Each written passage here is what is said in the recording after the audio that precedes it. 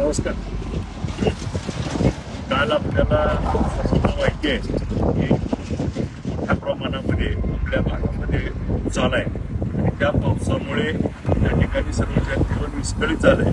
तरी आज आपल्याला सीना नदीमध्ये पुन्हा एकदा पूर येण्याची शक्यता आहे.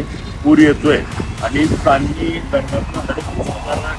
पाणी त्या ठिकाणी विसर्ग सुरू झाला आहे. कसापुरी धरणातनं 77,000, सीना कोळेगावमधून 40,000 आणि जे मलिकपेटला जॉईन होणारी मोगावती नदीमधून 45,000, जवळपास 2 लाख क्युसेकचा त्या ठिकाणी विसर्ग सुरू झाल्यामुळं आपल्याला मागच्या वेळी पाणी कमी होतं 50-60,000 क्युसेक, आता 2 लाख क्युसेक्स येणार असल्यामुळं सगळ्याच्या घरामध्ये मग निमगाव असेल, दारफळ असेल, आज उंदरगाव असेल, केवड असेल, राहुलनगर असेल, वाटाव असेल, अनेक गावामध्ये त्या ठिकाणी घरामध्ये पाणी शिरणार आहे.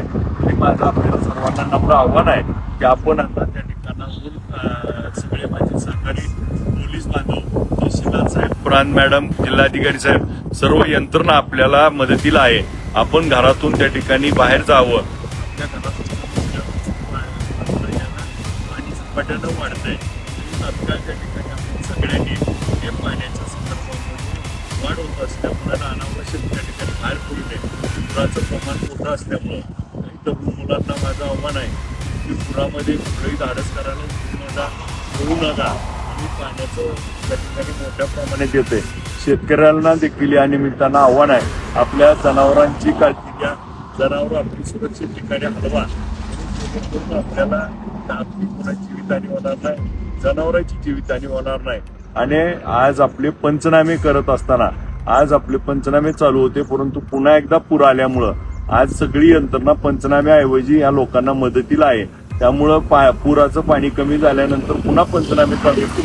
पंचनाम्याचा आग्रह आता लगेच आज आपण सगळेजण मिळून आपल्या ज्या अडचणीतल्या लोक आहेत त्यांना मदत करण्यासाठी आपण सगळ्यांनी यावं. आपल्या सर्व गावगावचे तरुण सर्वांनी यामध्ये हिरिरीत भाग घ्यावा.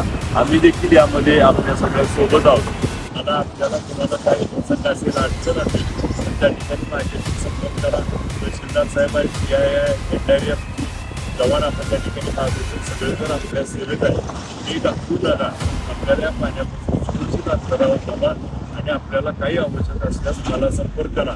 आम्ही आपल्या सेवेत आहोत. मला त्या ठिकाणी आपण सगळ्यांनी काळजी घ्यावी आणि कुठलंही हुल्लडबाजी कुणी तरुणांनी करू नये ही सर्वांना नम्र विनंती. आपण सगळ्यांनी सुरक्षित राहावं एवढं आव्हान करतो.